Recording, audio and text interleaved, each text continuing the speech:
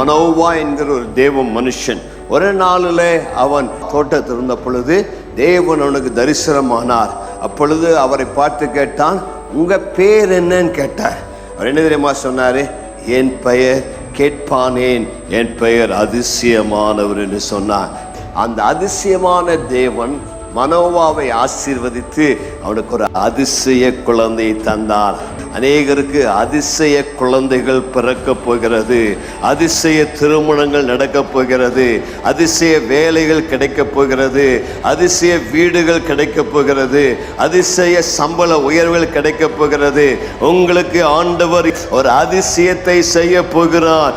காரணம், நான் ஆராதிக்கிற தேவன் அதிசயமான தேவன்.